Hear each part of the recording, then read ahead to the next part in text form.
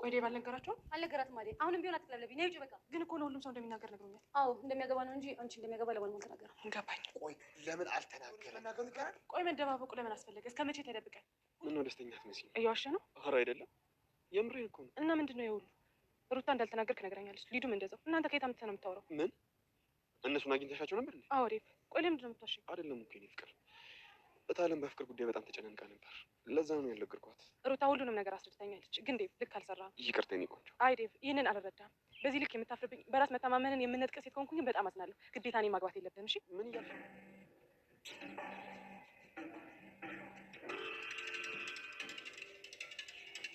አቤት ፍቅር አደይ እና ዴቭ ሊጋቡ ስለሆነ በዚህ የተነሳ ተነስታ እንግዲህ በሯን ቆላልፋ ትገኛለች። ነገር ግን ሰው አስጠላኝ የሚባል በዙሪያዬ ማንንም ማየት አልፈልግምና ማንም መጥቶ በሬ እንዲያንኳኳ አልፈልግም በማለት በሯን የቆፈቆፉትን እያንዳንዱ ሊያናግሯት የሞከሩትን ሰዎች በሙሉ ውጡልኝ በማለት ስታባራቸው አይተናል። ነገር ግን ሩታ አንቺ እኮ ምንም ብትሆኝ አክስቴ ልጅ ነሽ ብላ ችግሯን ለመካፈል እንግዲህ ቀረብ ብላ እንዲሁም ደግሞ የሴትነት ምክሯን መለገሳታለች። ይሁን እንጂ ፍቅር እናንተ አስመሳይ ናችሁ፣ ምንም አትወደኝም። እኔ በጣም ክፉ ስራዎችን እና በደሎችን ስለሰራው አባቴም እናንተም ብትሆኑ አትወደኝም እና እያስመሰላችሁ ነው። አንቺ ቢወራሱ ሆነ እዚህ የፊት የቁጫሽው እያስመሰልሽ ነው እንጂ ወደሽኝ አይደለም። እኔ ደግሞ ማስመሰል የሚባል ነገር ሰልችቶኛል። ስለዚህ ነይ ውጭልኝ በማለት እንግዲህ መኝታ ክፍሏ ለማስወጣት ትሞክራለች። ሩታ ግን ምንም ይፈጠር ምንም ከዚህ መኝታ ክፍል ምክንያትሽን ሳላውቅማ ለምን እንደዚህ በርሽን ቆልፈሽ ለቀናቶች እንደምታለቅሽ እና ምግብም አልበላም አልጠጣም ብለሽ የተቀመጥሽበትን ምክንያት ሳላውቅ አልወጣም ነገር ትላታለች። ፍቅርም እንግዲያውስ ይኸውልሽ አሁን እናንተ አደይ እና ዴቭ ሊጋቡ ነው አይደለም? በዛ ላይ ደግሞ በጣም ተደስታችኋል። እኔ ግን በዚህ ጉዳይ ደስተኛ አይደለሁም። ስለዚህ እነሱ መጋባት የለባቸውም። የእውነት እኔ ደስተኛ እንደሆን ከፈለግሽ ግን አደይ ዴቭን ማግባት የለባትም። በእርግጠኝነት እኔን ነው ማግባት ያለበት። እማዬ ይህንን ነገር ከፈቀደችላቸው ራሴን አጠፋለሁ እንጂ ከእነሱ ጋር አብሬ አልኖርም በማለት ለሩታ ታማከራታለች። ሩታ በሁኔታው ተደናግጣ እሺ እናስብበታለን በማለት እንግዲህ ቀጥ ብላታለች። በሌላ በኩል እንግዲህ አበበና በላይነሽ ፍቅራቸው እንደቀጠለ ነው። አበበ ለዘመናት እንግዲህ የውጭ ሀገር ቆይቶ የመጣ ሲሆን ከብዙ ጊዜ በኋላ እንግዲህ ያቺ የልጅነት ጓደኛውን ህይወታችንን እንደ አዲስ አብረን መጀመር አለብን በማለት የምትወጂኝ ከሆነ አብረን እንሆን እኔ እስካሁን አልረሳሁሽም ብሎ ከአንድ ላይ ለመሆን እንግዲህ የልጅነት ፍቅራቸውን ለማስቀጠል ሞክረዋል። ይሁን እንጂ በላይነሽ በዚህ ጉዳይ ደስተኛ ናት። አበበ ታውቃለህ፣ ለብዙ ቀናቶችን እየጠበቅኩህ፣ ነገር ግን ማቆም አልቻልኩም እና አሁን እንደዚህ የምትወደኝ ከሆነ ለምንድን ነው እስካሁን ዝም ያልከኝ? ትለዋለች። እሱም በጣም እየፈራው ነበረ ምናልባት ተመልሼ እንዳልጎዳሽ በሚለው በማለት እንግዲህ ለእሷ ተጨንቆ ነው ያልቀረባት። ነገር ግን በላይነሽ አሁን ላይ የቀረበችው አበበን ፈልገውና ወደው ሳይሆን ለምትፈልገው ጥቅም ስትል እንዲሁም ደግሞ ላጎቷ ብላ ነው። እንግዲህ ፍቅረኛው መስላ ወይም ደግሞ የድሮ ፍቅራቸው ተመልሶ ይመስል አበበን መጠቀሚያ ሊያረጉት ነው። የአደይ አባት እንግዲህ እነዚህ ሰዎች ከመጡበት ጥርግ አድርጋችሁ አስወጡልኝ፣ ወይ ግደሏቸው፣ ወይ ደግሞ ወደ መጡበት ሸኙ፣ ያለበለዛ ከዚህ የሚቆዩ ከሆነ እነዚህ ሰዎች እኛን አያኖረንም በማለት ተናግሮ ነበረ። ይሁን እንጂ በህይወት አበበን ከምናስወግደው ከዚች ምድር ልክ እንደ አባቱ ምናልባት ወደ መጣበት ብንሸኘው እና በደካማ ጎኑ ገብተን ያለውን ነገር ብንወስድበት የተሻለ ነው። ከመሞት እንግዲህ በህይወት መኖር ይሻላል በማለት ሌሎቹ ይህን ሀሳብ አድርገው በበላይነሽ ሊጠቀሙበት አስበዋል። ዋናው ነገር እንግዲህ በላይነሽ እንዴት ነው አሳልፋ ለአውሬዎች ትሰጠዋለች ወይስ ደግሞ ፍቅሯን ታድናለች? በሌላ በኩል እንግዲህ ኤላ ምክንያቱ ምንም ባልታወቀበት ምክንያት ጠፍቶ ነበረ። ይሁን እንጂ ከጠፋበት ዛሬ ለሊሊ ደውሎ ለምን እንደተሰወረ እና ለምን ጥሏት እንደሄደ ምክንያቱን እያንዳንዱ ነግሯታል። ምክንያቱም እንግዲህ በአክስቷ ምክንያት ኤላ ታግቷል። እንግዲህ አክስቷ እስካሁን ምንም እንኳን ፍርድ ቤቱ ለሷ ቢመሰክርላት እና አሸናፊ ብትሆንም ሊሊ ነገር ግን አንድ የከሰረችው ነገር አለ። ኤላን እስካሁን አግታባታለች።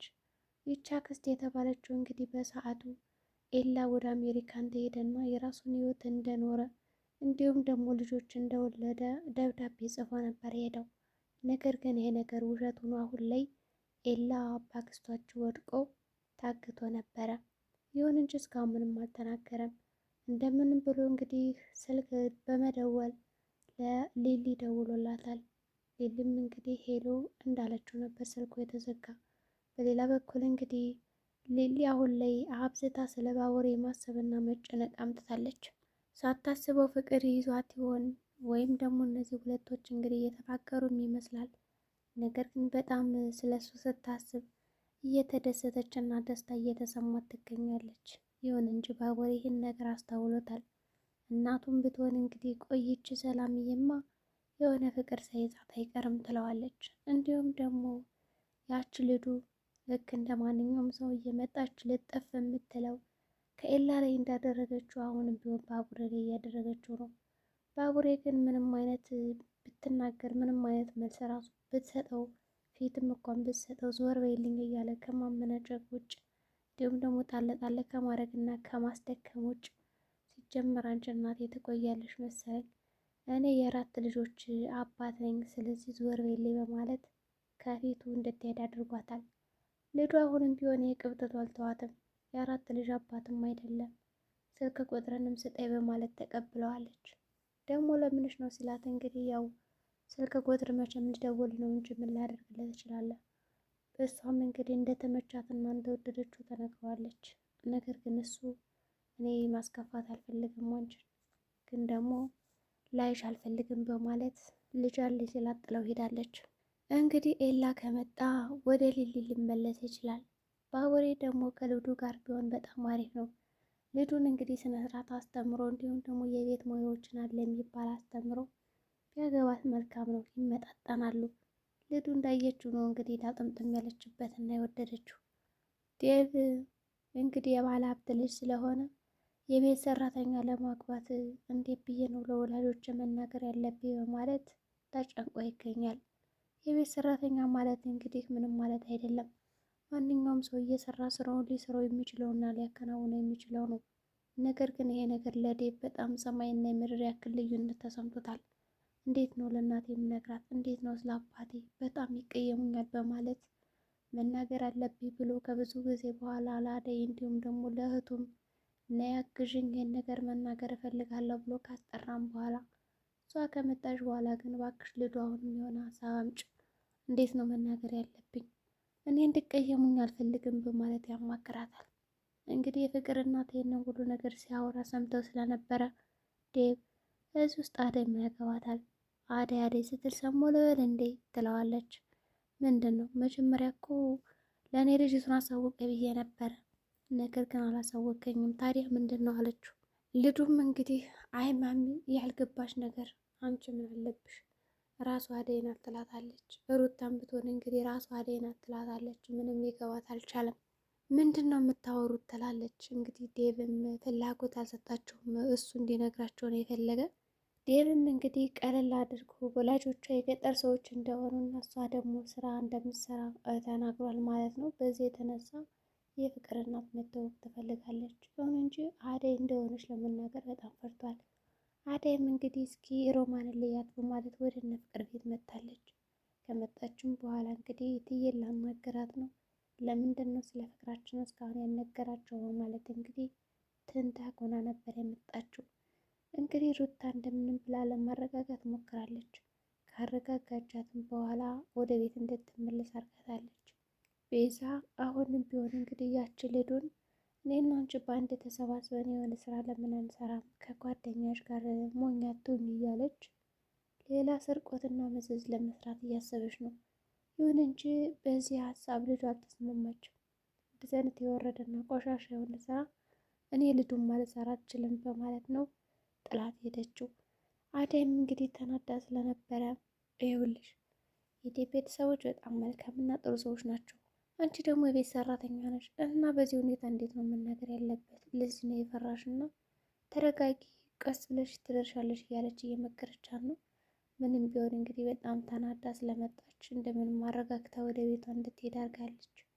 በሌላ በኩል እንግዲህ ዳይመንድ ስለ አባቱ እንዲሁም ደግሞ ስለ መሬቱ ያልተፈታ ቅኔ ስለሆነበት እያሰበ ነበረ። እንዴት ነው መሬቴን ማስመልስ በማለት አስቧል። ግን ደግሞ በዚህ መሀል ያው ጓደኛው መጣና ያቋርጠዋል። እንግዲህ ሮማን ናፍቃኛለች ሊያት እያለ ወደ እነ ፍቅር ቤት ለመሄድ ሲሞክር አሁን ኪንጎ በተረው እንግዲህ የአንዴን ያዴ ናፍቃኛለች ስልህ እንዴት ነበር ያደረገው ማለት እንግዲህ በቀለዋል። ታዲያ በቀል መሆኑ ነው በእና እንሂድ በማለት እንግዲህ ተያይዘው ይሄዳሉ። መንገድ ላይም አደይን ያገኟትና ምን ሆነች ነው በማለት ጠየቋት። እሷም ደህና እንደሆነች ነው የነገረቻቸው። እንግዲህ ሮማንንም ካገኘ በኋላ ሰላም ይላታል። አሹም በጣም ቀናተኛ ሆኗል። እንግዲህ ሮማን የራሱ ብቻ ነው እንድትሆን የሚፈልገው። ሰላም ካለችው በኋላ እትዬ እየጠራች ነው ብሎ ሸውዶ ወደ ቤት እንድትገባ ያደርጋታል። እሷም እንግዲህ ጠራሽ ትላታለች። የለም ትላታለች። ለማንኛውም ለፍቅር ምግብ ስጭ ብላ እንግዲህ ሰጠቻት። ፍቅር እንግዲህ በጣም ተናዳ ነው ያለችው። በዚህ ሁኔታ ከቀጠለች ምን ሊፈጠር ይችላል? የዛሬው ቪዲዮአችን እንግዲህ ይህን ይመስላል። በቀጣይ ቪዲዮ እስከምንገናኝ መልካም ጊዜ